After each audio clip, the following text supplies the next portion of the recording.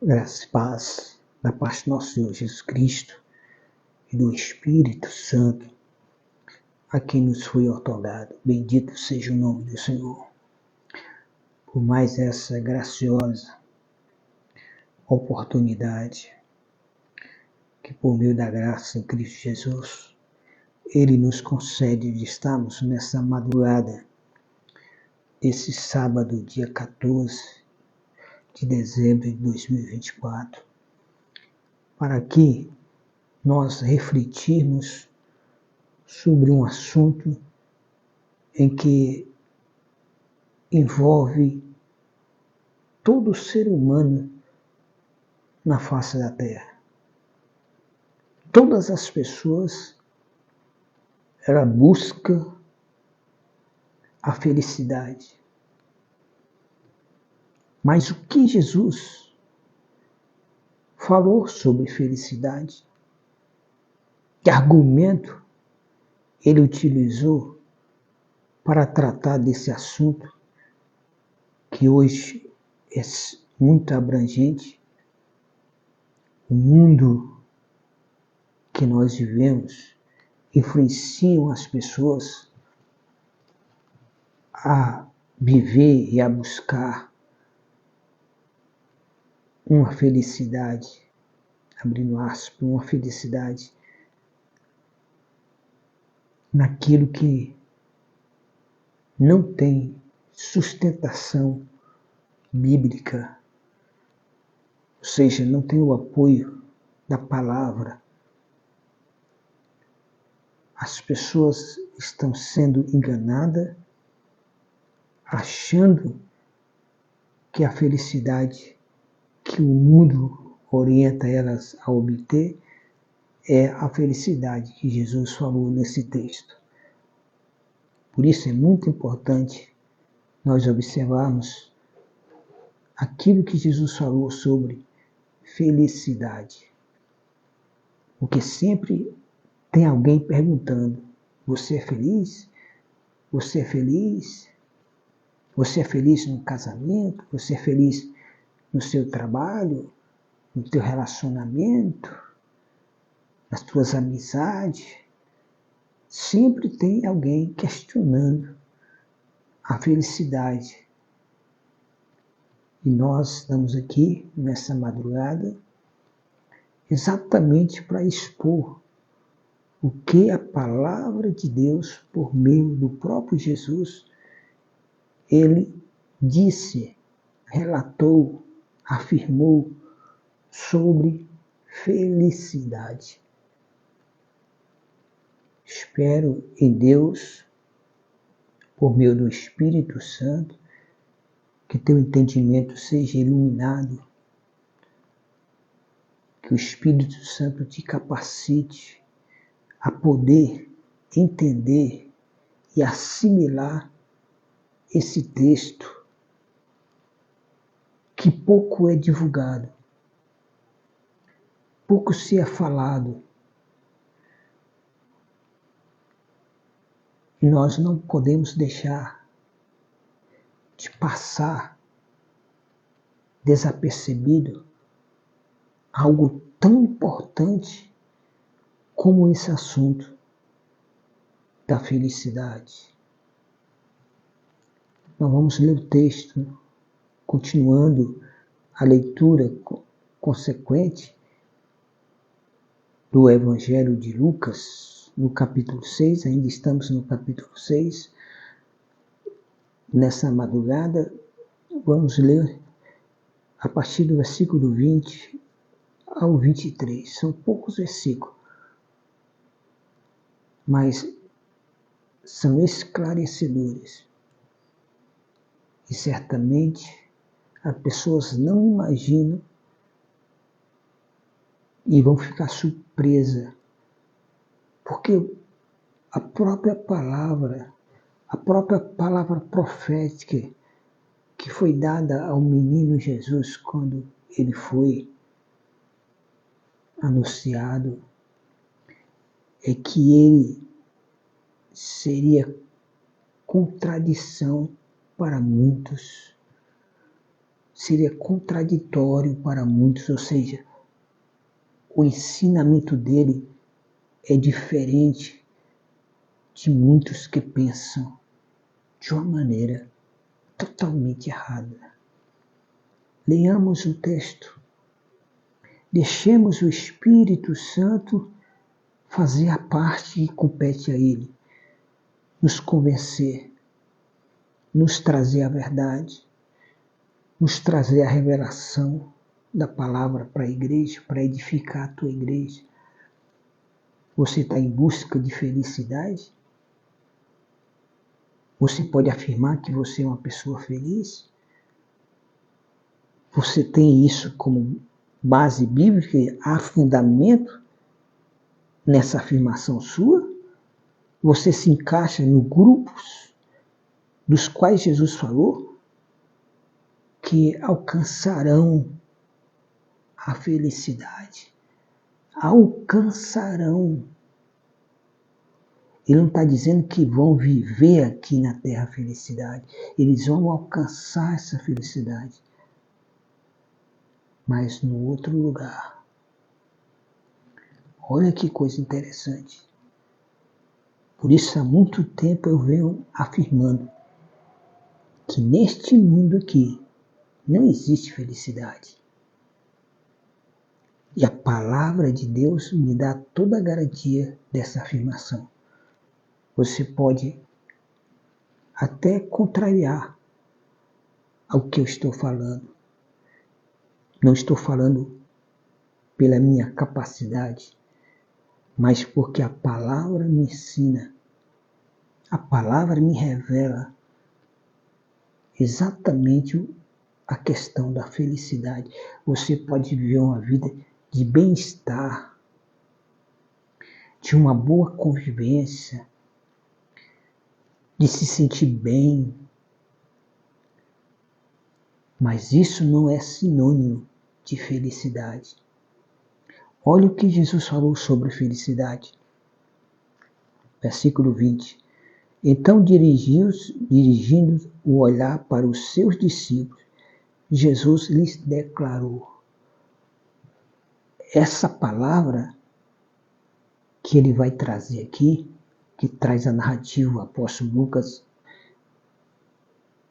com detalhes minuciosos, porque ele era rigoroso nisso, e ele afirma isso no primeiro capítulo do seu evangelho. É o único dos apóstolos que ele faz essa colocação do empenho dele, da dedicatória dele, de estudar, buscar minuciosamente o que aconteceu, o que Jesus realizou, o que Jesus falou, por meio de homens que eram dedicados à palavra de Deus. Hoje nós temos que observar quem é dedicado à palavra. Quem são os que são dedicados à palavra? Quem tira tempo da sua vida para a palavra, para jejuar? Não um jejum de meio-dia,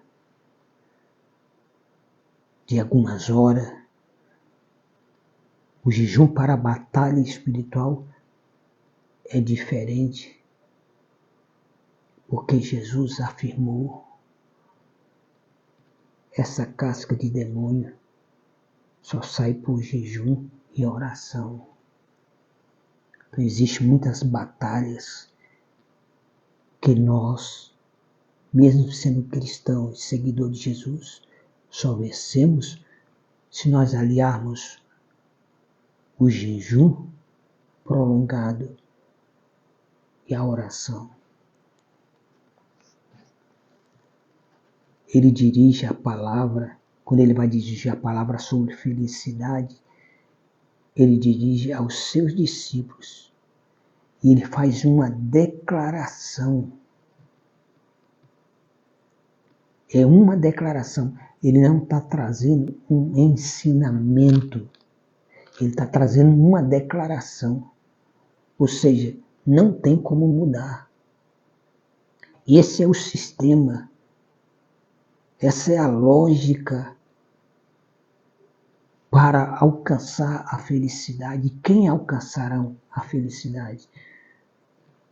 Então ele diz: felizes os pobres, porquanto a vós pertence o reino de Deus.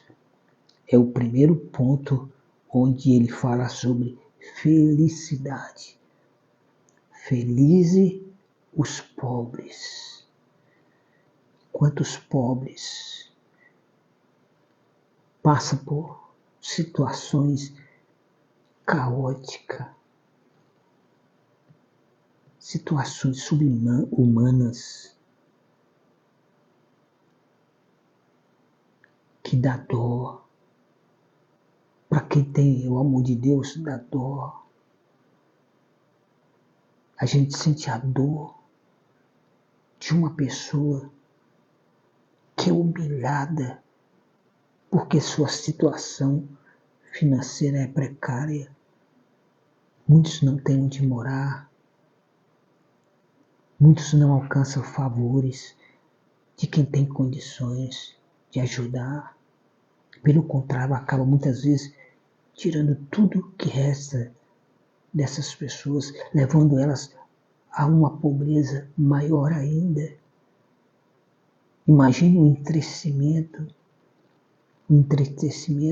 na vida dessas pessoas. Imagina a dor, a rejeição, muito choro, muitos prantos, muito desespero, vidas por estar no estado de pobreza, passa a morar nas ruas,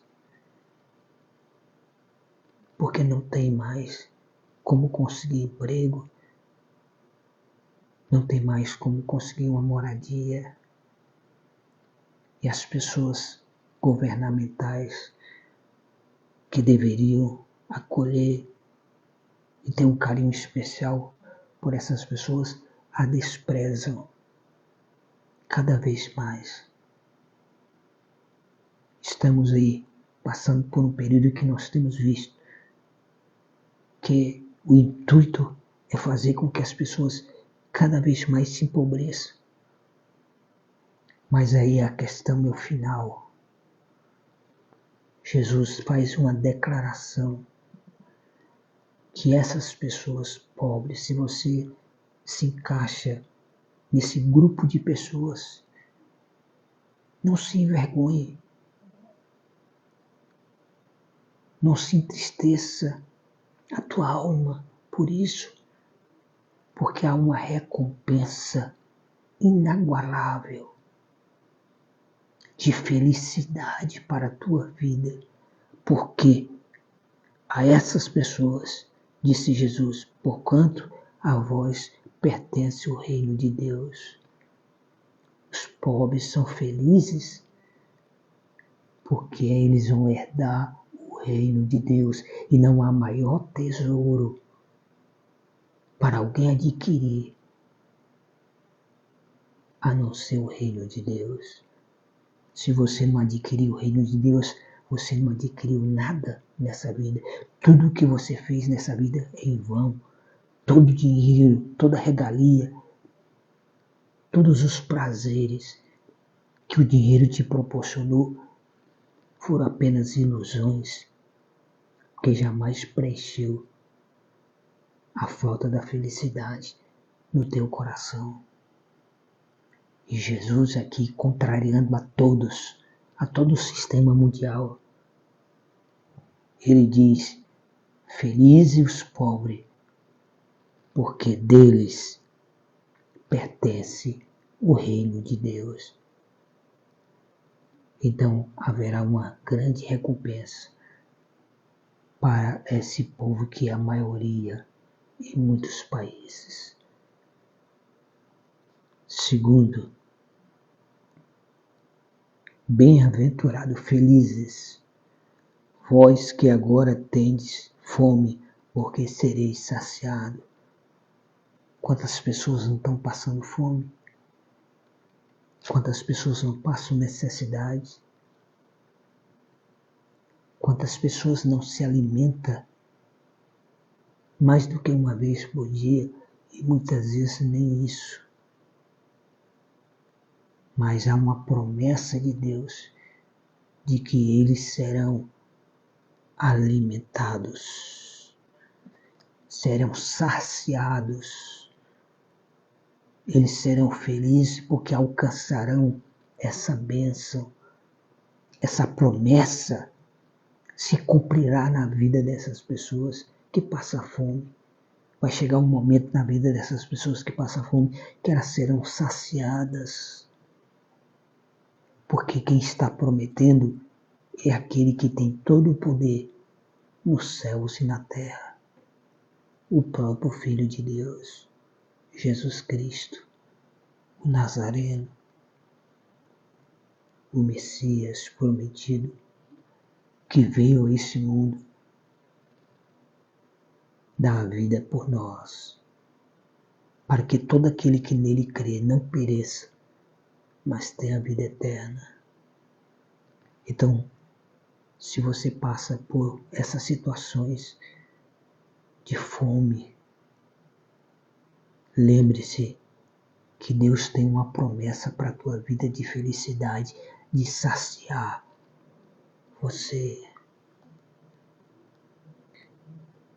Bem-aventurado, felizes vós que agora tendes fome, porque sereis saciados. Terceira felicidade. Felizes vós que neste momento estáis chorando, porque às vezes de sorrir. Quantos não têm chorado? Quantas pessoas não estão chorando hoje por situações que estão além de sua capacidade de se resolver?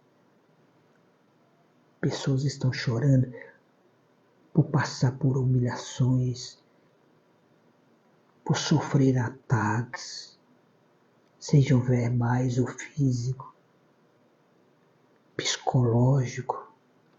Gera um choro na vida dessas pessoas. Há milhares e milhares de pessoas que choram todo dia. Mas há uma promessa de felicidade para a tua vida, porque você vai sorrir. Hoje você não tem motivo para sorrir. Hoje você não tem alegria. Você não tem satisfação.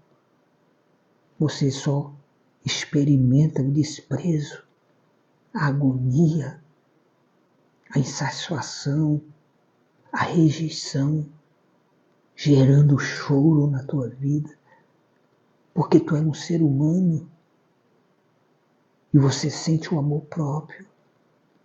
E imagina por que outro ser humano lhe trata tão mal.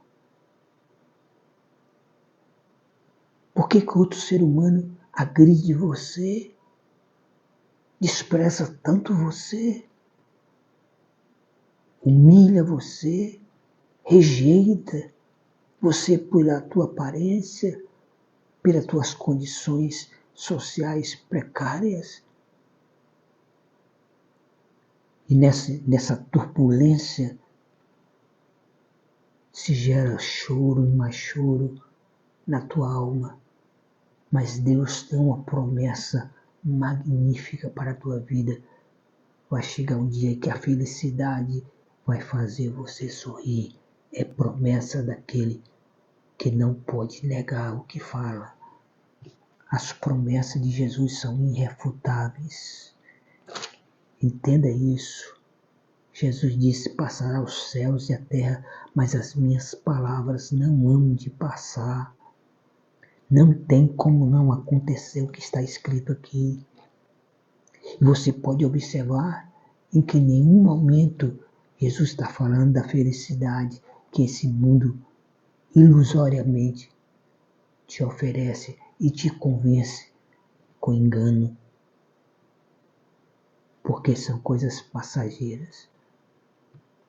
Aí muitas vezes você vai a festas, a bebedices, você busca refúgio em alguma coisa desse mundo, no dinheiro, para ver se traz felicidade, mas nem o dinheiro, nada nesse mundo pode te trazer felicidade.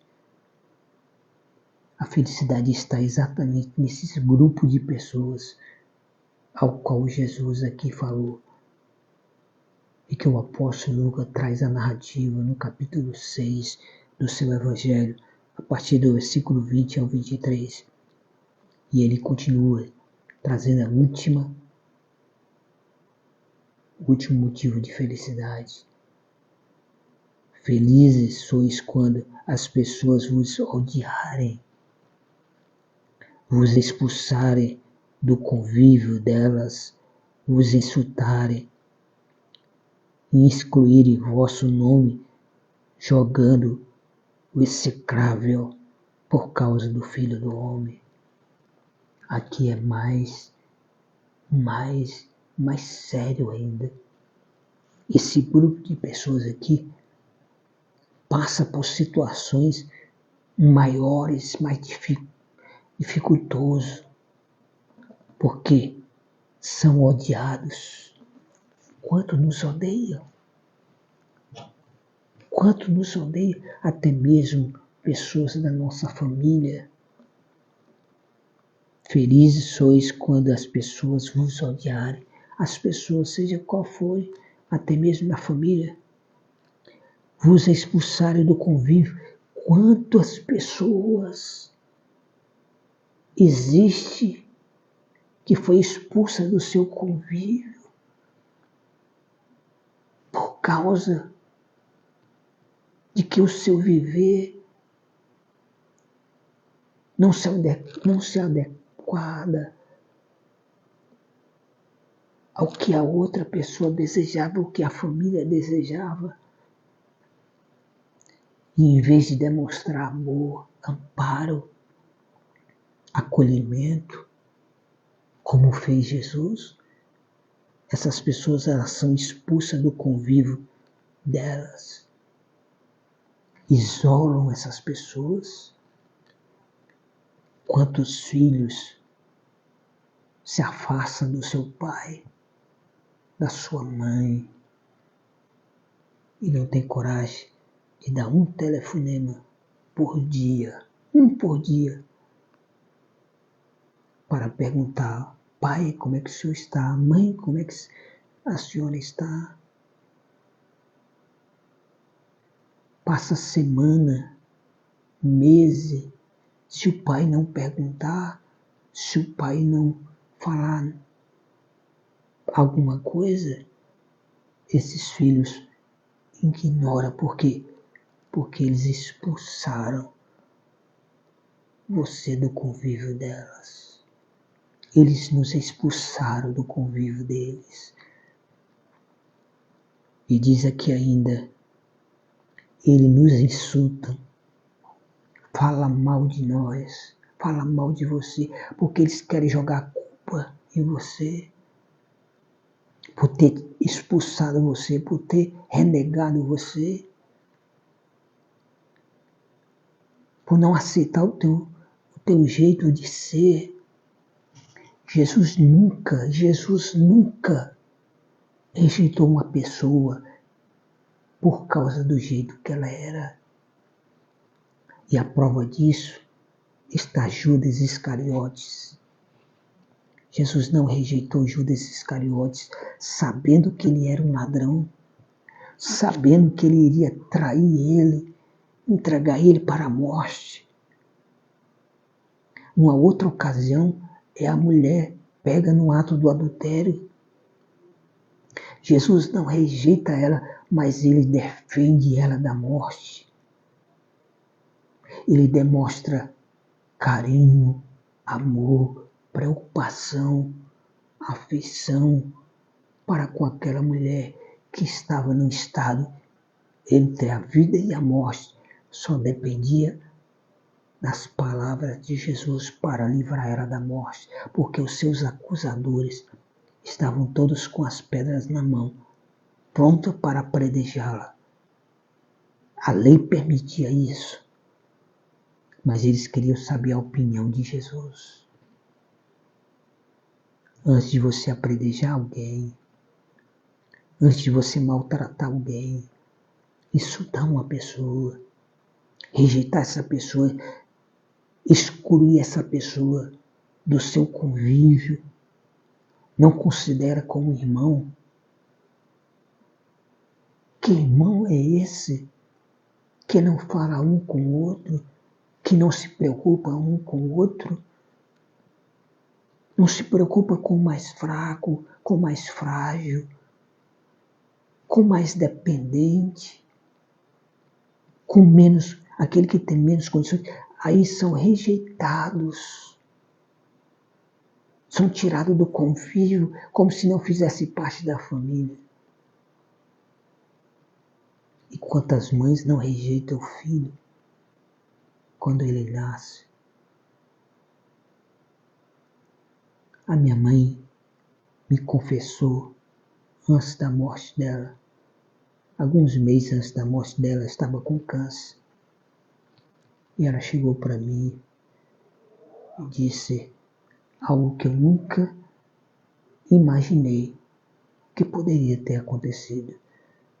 Ela disse: meu filho, quero que você me perdoe, porque quando você nasceu, eu desejei a tua morte. Eu pedi a Deus a tua morte. Eu entendo o fato de minha mãe ter agido daquela maneira. Ela foi abandonada pelo meu pai com 6 filhos, sem emprego. E ela sustentou esses filhos só costurando, sendo costureira. E hoje os filhos, todos independentes, com exceção de um. Mas Deus cuida de cada um. E aquele a quem ela imaginou que ela não poderia cuidar, foi exatamente que Deus usou para levar o evangelho de salvação à vida dela. E ela partiu dessa vida salva em Cristo Jesus. Tenho plena convicção disso. Eu disse: mãe, não se preocupe, isso é coisa do passado. A senhora não teve culpa. A senhora estava numa situação desesperadora. Como é que a senhora ia cuidar de alguém na situação que nasceu aquela criança? Que depois ficou aquela criança. Mas Deus tinha planos, propósitos para com essa criança. E colocou pessoas para cuidar, até que essa pessoa estivesse preparada para ser usada por Deus e trazer a palavra de Deus ao coração dela e dos demais que estavam presentes na convivência. E todos foram salvos, graças a Deus. Louvamos a Deus por entender hoje o propósito de Deus. Por isso que existe uma frase muito relevante, aonde você mais sente dor, é exatamente onde mais você vai poder ajudar as outras pessoas. Por aquilo que você passa, é o teu legado. Deus vai colocando pessoas que passaram pelas mesmas situações ou estão passando, para que você possa orientá-las, porque você já tem um entendimento do mover de Deus na tua vida e do propósito dele. Então eles gostam de insultar, gostam de falar mal, gostam de lançar em rosto conversas entre outros, sempre denegrindo a tua imagem, a tua pessoa. Se afastam, isolam completamente de você. e você fica vulnerável, mas ao mesmo tempo Deus está cuidando de você. Deus está te protegendo, te abraçando, te amando cada vez mais. Vos expulsa do convívio delas, vos insulta, e incluírem vosso nome, julgando execrável. Ele julga o teu nome no mais baixo nível que eles possam fazer. Talvez digam, ele não vale nada, ela não vale nada, ele é isso, ele é aquilo. Mas aí, por causa do Filho do Homem, tudo isso é porque Jesus está no nosso coração, está na tua vida. Mas você receberá o galardão da felicidade. Vai chegar o dia que a felicidade de Deus estará na tua vida, não aqui nessa terra, mas no reino dos céus, no reino de Cristo. Você será recompensado, você vai ver o quanto valeu a pena ter passado por todo esse sofrimento. Olha a história do apóstolo Paulo. De todos os apóstolos foi o que mais sofreu, que mais padeceu, mais foi atacado, principalmente por religiosos, pela própria igreja que ele defendia, pregava. Igrejas que ele fundou se levantaram contra ele. Havia igreja que tinha irmãos que não aceitavam nem a visita dele para pregar o evangelho lá. Mas Paulo se manteve na presença de Deus, meio àqueles todos os sofrimentos. Deus usava ele por meio de sofrimento para alcançar aquele que estava em sofrimento maior ainda. É o caso do homem da Macedônia. Eu admiro muito essa experiência. Eu cresço muito com essa experiência do apóstolo Paulo. Paulo e Silas estavam em uma outra cidade. E Paulo teve uma visão. Um homem aparece para ele numa visão, um sonho. E disse para ele, passa para a Macedônia, porque eu estou precisando de ti. Eu preciso de ti. Socorre-me. Mas na visão, não dizia o nome do homem, não dizia a causa do desespero dele, nem onde ele morava, nem onde ele trabalhava, como se encontrar com ele. Aí a dependência de Deus, Paulo vê que é Deus que está trabalhando por meio dele para acolher quem está em sofrimento. Aquele homem estava numa angústia terrível, uma depressão terrível, insuportável, a ponto de tirar a própria vida e lançá-la no inferno. E Deus dá a visão ao homem pedindo socorro. Deus que coloca isso para despertar em Paulo o interesse de ir atrás dessa pessoa, para entender o propósito de Deus e salvar aquela vida. Aí ele foi para Macedônia, chegou no riacho, encontrou umas irmãs em Cristo, Lídia, que convenceu ele a pousar na casa dela. Ele não queria, mas elas convenceram. E ele então passou a ir à sinagoga para orar. E ali Deus estava trabalhando passo a passo, sem pressa. Deus está trabalhando passo a passo. Eu acho muito interessante o primeiro milagre de Jesus. O primeiro milagre de Jesus aqui em João. Tem uma palavra extraordinária que Jesus falou para Maria.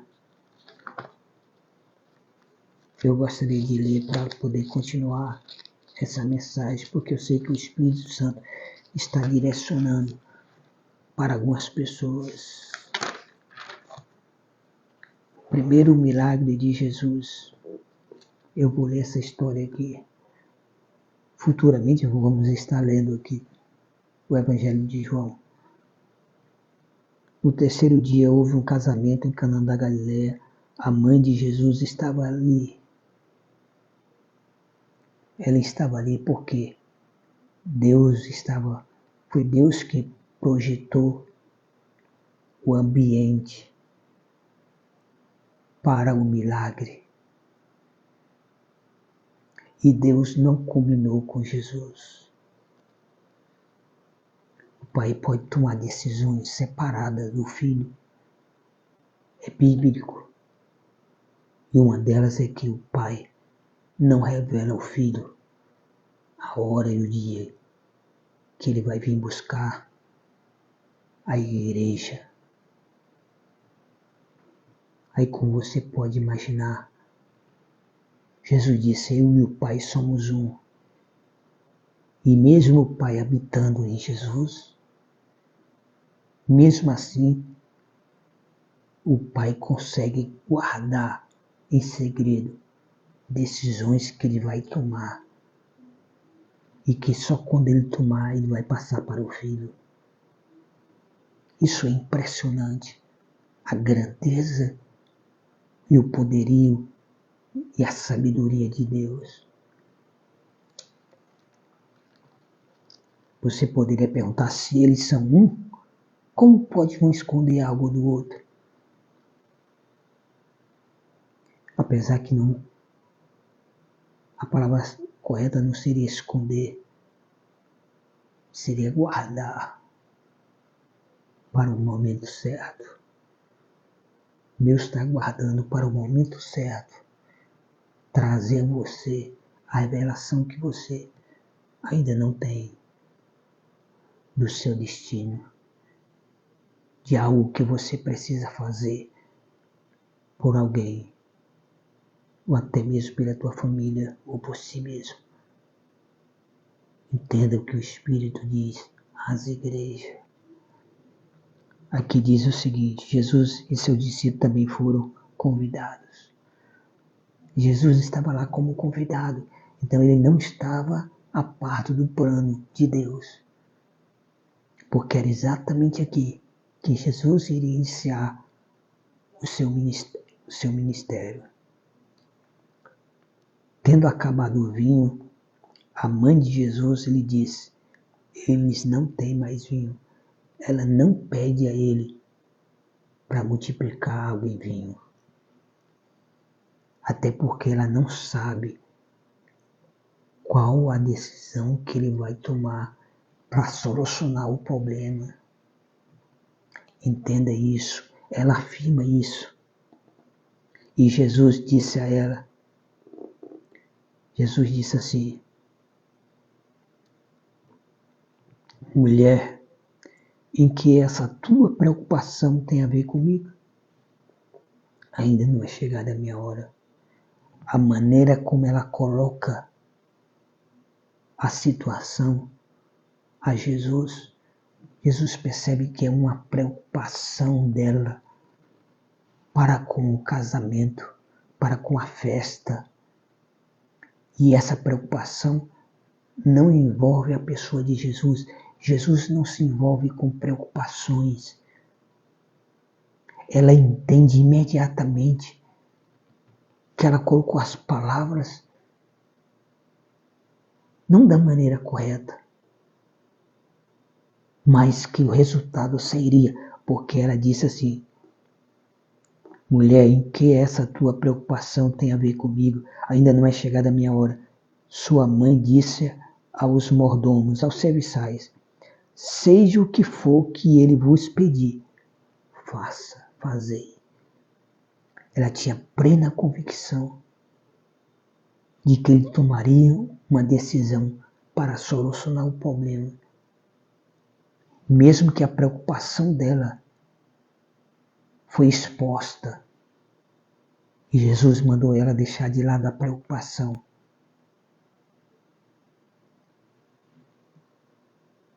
Porque a preocupação é algo que tira de você a convicção. A preocupação não te traz segurança. Para ela, que ela conhecia bem quem era Jesus, era filho de Deus, ela sabia da promessa. Então ela tinha certeza que não importasse o que ele fosse dizer, para que fosse feito, mas que as pessoas obedecessem. Fazer. Olha essa palavra aqui. Seja o que for que ele vos pedir, fazei. João capítulo 2, versículo de número 5. E ali Jesus realiza um milagre. Ela não sabia a maneira, ela não sabia as condições que ele iria utilizar, os meios que ele iria utilizar para realizar o milagre, para solucionar o problema. Mas uma certeza ela tinha, ele tem o poder para fazer. E ela tinha convicção que ele iria fazer, mesmo que as palavras dela não agradou a ele. Mas a fé dela agradou a ele. Então, mantenha sua fé. Você quer ser feliz? Aprenda a viver nessa vida. Passa pelo que você tiver que passar. Mas continue na sua posição diante de Deus. Porque chegará o dia, o momento da tua recompensa. E nessa recompensa está escrita a palavra felicidade. São esses grupos de pessoas que alcançarão uma felicidade. Agora, entenda que o mundo oferece uma ilusória felicidade, momentânea, enganadora. Mas Jesus está prometendo uma felicidade eterna para as pessoas mais sofridas. Ele não está prometendo felicidade para pessoas riquíssimas. Até porque ele mesmo diz, difícil um rico entrar no céu. Possa ser que alguns entrem. Mas é muito difícil entrar um rico no céu. Porque para ele, o dinheiro dele é que vai lhe trazer a felicidade. Mas não é felicidade. É só um bem-estar que faz ele se sentir bem realizado. Mas a alma vai levando ele cada vez mais se aprofundar no lamaçal das incertezas, das inseguranças, das dúvidas, e vive uma vida embaraçada com tudo que é errado nesse mundo. Cegos espiritualmente. Se nós desejamos ser felizes, entendemos primeiro a nossa posição e confiamos na promessa. Se você é pobre, Deus te prometeu o reino de Deus. Isso vai lhe trazer felicidade. Se você passa fome, Deus prometeu felicidade, porque você vai ter um momento que vai ser saciado. Se você chora, Deus prometeu que você vai sorrir. Ele vai fazer você feliz e você vai sorrir. Se você é um daqueles que é odiado por muitos, expulso do convívio de muitas pessoas, quantas pessoas estão fora do convívio? As pessoas deixaram de ter convívio com você. Em alguns momentos elas demonstravam uma grande amizade com você, uma grande alegria com a tua presença. De repente, de uma hora para outra, te isola completamente, como se você não fosse um ser humano, como se a sua alma não fosse tão preciosa para Deus quanto a dele ou contra dela. E por isso, elas afastam você do convívio, porque elas passam a te insultar, a te julgar como incapaz, como inválido. Mas a promessa de Deus de felicidade, mesmo que ela nos trate e nos julgue execrável. Imagine essa palavra. Alguém nos tratar dessa forma. Com certeza, alguns de vocês já passaram por isso. Ou até agora estejam passando. Por causa do Filho do Homem. Porque você segue a Jesus. Mesmo nessa luta diária. Que muitas vezes você se sente incapaz de suportar. Mas Deus renova as tuas forças. Assim como a palavra dele se renova a cada manhã, ele renova as tuas forças, ele renova as nossas forças. Ele é conosco, ele disse, eu estou convosco todos os dias até a consumação dos séculos. Confia na palavra de Jesus. Confia nessa palavra, confia nessa promessa. A felicidade existe, mas de acordo com o que está escrito na Bíblia, não se iluda com a felicidade do mundo, porque a felicidade do mundo ela é proporcionada pelas coisas do mundo. E o apóstolo João afirmou, quem ama o mundo e as coisas que há no mundo, o amor do Pai não está nele. Então não devemos acreditar em nenhum argumento daqueles que estão no mundo que fala sobre felicidade enganando as pessoas. Felicidade é quando nós estivermos no reino de Deus, recebendo a recompensa por ter passado por tudo que nós passamos como o apóstolo Paulo. Ele vai para Macedônia. E ele lá encontra uma mulher chamada Lídia. E lá eles passam a conviver na casa dela e vai à sinagoga todos os dias, todas as manhãs.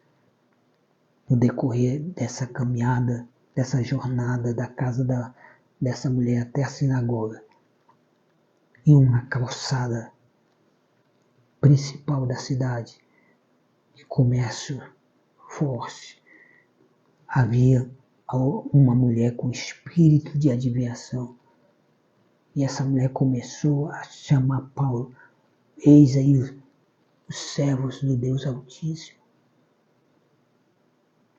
Paulo ignorou no começo,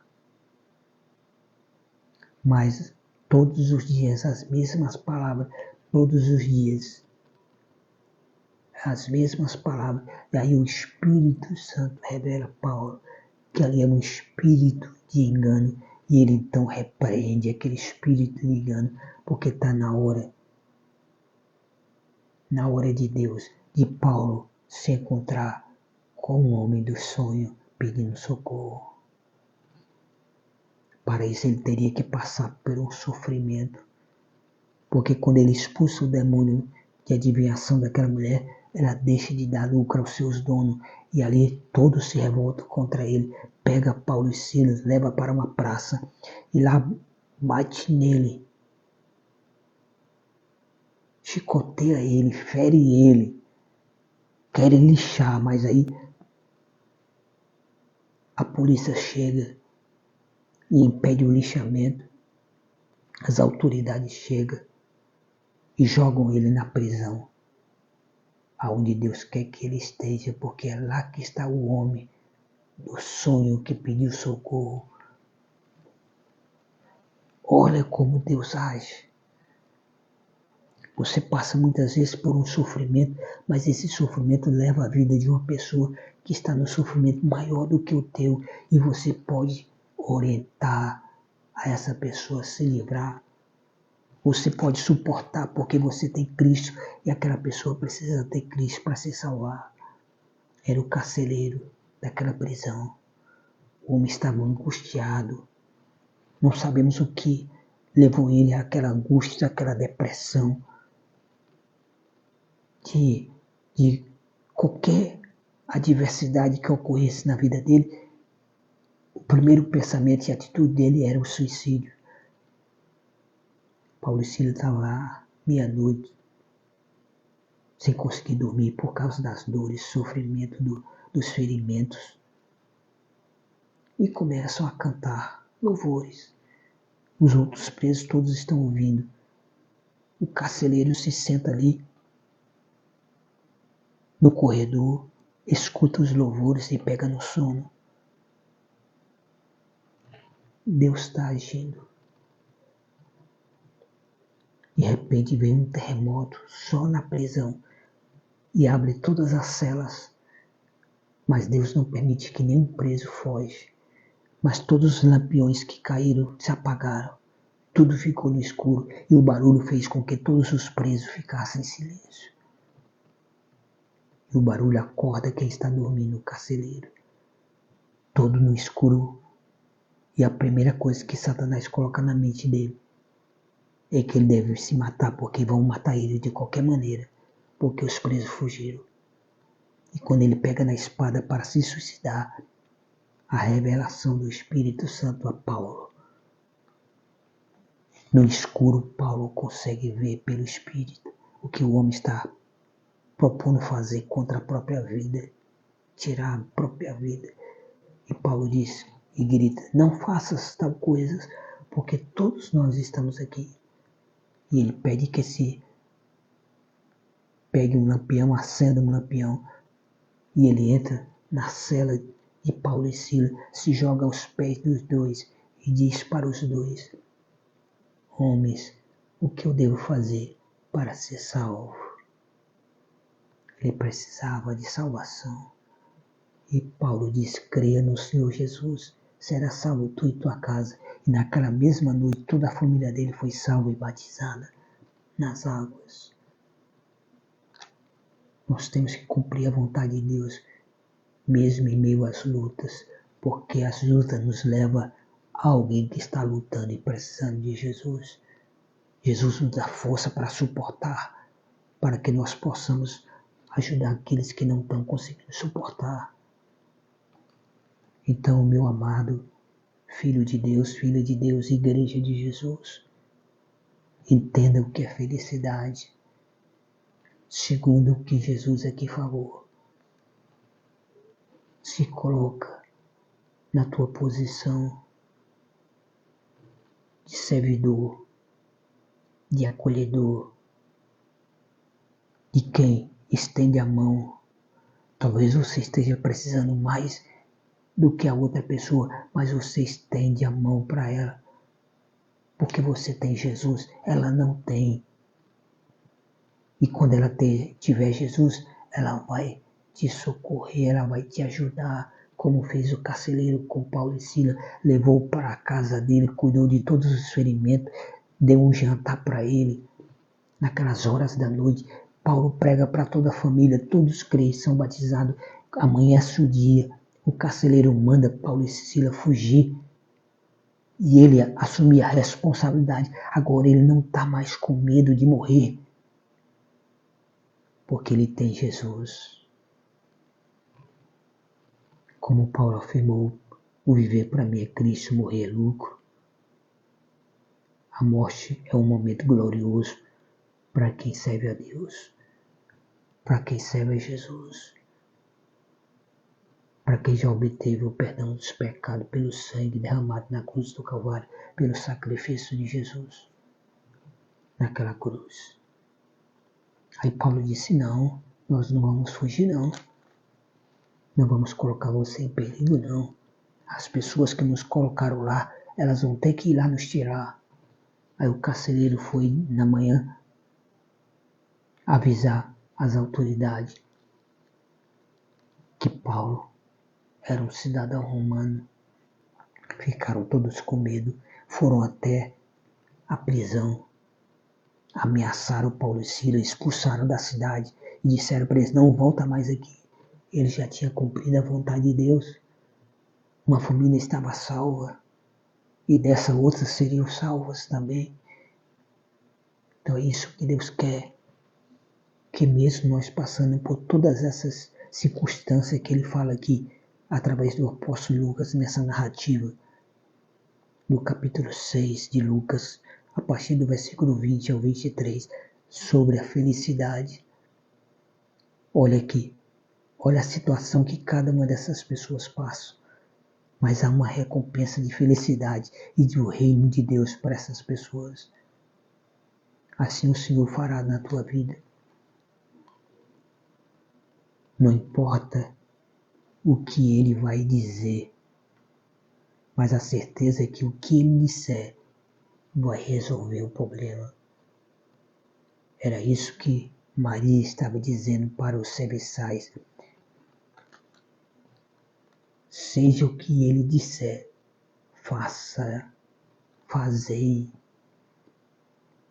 Deus está nesta hora, nessa madrugada, determinando uma palavra de vitória para a tua vida, de solução para a tua vida. Eu não sei qual é o meio, eu não sei qual é a circunstância que Ele vai utilizar para te alcançar e te dar vitória, mas eu tenho a plena convicção e certeza que Deus está agindo a teu favor nesta hora, no nome de Jesus. Creia na solução de Deus. Ainda não chegou o fim. Há algo grande de Deus para você e por meio de você, para a tua família. Creia nisso. Nós vamos orar, porque já estamos chegando a quase 3 horas da manhã. Vamos colocar em oração. Vamos crer nessa palavra. Vamos olhar para qual desses grupos nós estamos fazendo parte. Eu imagino que eu faça parte de 2 grupos aqui. O 22, versículo 22, eu faço parte desse grupo aqui. E posso me considerar também fazendo parte do primeiro grupo. Porque não tenho riqueza nenhuma. Absolutamente nenhuma. Não sou dono de nada. Nem de uma colher para comer, nem de um prato. A casa que eu moro de favor. Todos os móveis dessa casa não me pertencem. Estou aqui pela graça de Deus. Mas eu confio que Deus vai me conceder o reino dos céus quando chegar a hora dele me mudar para lá.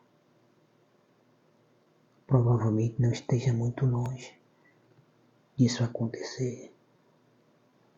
Mas quando ele completar o propósito dele por meio da minha vida, ele vai me transferir. Ele vai me mudar para o lugar que ele me prometeu. E prometeu a todos que creem nele e confiam nele. Então acredite, não é as condições que nos fazem felizes. Não é a riqueza. Foi-me oferecido já muita riqueza, que deixaria muitos aí de boca aberta. riqueza que mudaria a minha vida financeira para sempre. Mas eu teria que dividir o meu mestre, que é Jesus, por outro mestre. E eu não troco Jesus por mestre nenhum dessa terra. É um recado que eu dou para essas pessoas porque eu sei que elas estão me acompanhando. Elas estão sempre me acompanhando porque estão sempre mandando mensagem, oferecendo riqueza em abundância para solucionar todos os problemas financeiros. Mas eu não vou vender minha alma, porque ela vale mais do que toda a riqueza do mundo. Quem não acredita é porque não vive uma vida com Deus, porque não tem intimidade com Deus. Está levando uma vida aleatória, de risco constante. Se tu morrer hoje, se Deus te pedir a tua alma hoje, o que tu tens para dar em troca? É algo para te pensar. Tem pessoas que dizem assim, é Deus que me julga. E eu pergunto, isso não lhe causa medo? Deveria, porque o julgamento de Deus é sério. Nada passa desapercebido. Então precisamos ser lavados pelo sangue de Jesus, entregar nossas vidas a Jesus enquanto é tempo, viver uma vida de fidelidade a Deus, desapegar de todas as coisas deste mundo, principalmente do dinheiro, da riqueza que tenta colocar na tua mente, de uma felicidade ilusória que só vai te enganar e te aprofundar em um poço de tristeza e decepções. Creia na palavra, na promessa de Jesus para a tua vida. Glória a Deus, louvado seja o nome do Senhor. Eterno Deus, Pai, Filho e Espírito Santo. Graças te rendemos por mais esta madrugada que o Senhor nos concede de estarmos aqui, Pai, diante de Ti, na Tua presença, levando a Tua palavra a todos aqueles que hão de ouvir. E já pedimos no nome de Jesus por essas vidas, que o Senhor venha dar entendimento a elas desta palavra. Em nome de Jesus venha ser repreendido toda a hoste espiritual da maldade que tem trabalhado contra esta vida. Todos os planos diabólicos, satânicos, demoníacos, trabalhados nas encruzilhadas, nos terreiros, nas oferendas oferecidas às entidades malignas para destruir esta vida, para atrapalhar esta vida. Deus, seja repreendido em nome de Jesus, Pai. Em nome de Jesus, cerca essa pessoa com a tua proteção, como tu fizeste com Jó. Cerca essa família, cerca, meu Deus, tudo que eles têm, que o Senhor concedeu pela tua graça. Em nome de Jesus. Em nome de Jesus, Pai. Livra-nos das setas que assolam meu dia, da peste que assola meu dia, da mortandade que é ordenada meu dia, dos demônios que se rastejam meu dia. Em busca de suas presas, guarda, nos livra, livra a tua igreja, livra o teu povo de todos esses males. No nome de Jesus, seja repreendido toda força contrária. Seja repreendido. Quebra-se agora, desfaça todos os embaraços de Satanás. Todas as armadilhas que Satanás projetou contra esta vida, contra essa pessoa, contra a tua igreja, seja destruída no poder do nome de Jesus. E aqueles que têm se levantado contra a tua igreja, envergonha eles. Envergonha eles, destrói, Senhor, esses pensamentos e esses desejos malignos contra a tua igreja. Salva essa nação, livra essa nação desses tiranos que querem trazer a desgraça e a miséria a este povo, Pai. Não deixa isso acontecer. Eu te peço em nome de Jesus, Pai, coloca as tuas mãos sobre essa nação e tira todas essas pedras de tropeço que está impedindo essa nação de crescer, de prosperar, de teu povo ter uma vida melhor. Em nome de Jesus, Pai. Abençoa Israel, prospera Israel, fortalece Israel, Jerusalém. Destrói todos aqueles inimigos, todos aqueles terroristas que têm se levantado contra Israel. Destrói todos eles. Dá vitória ao teu povo e à tua igreja. É o que nós pedimos, oramos, Pai. No nome de Jesus. Te agradecemos. Tenha um sábado abençoado, meu amado. Até a próxima oportunidade, em nome de Jesus. Amém.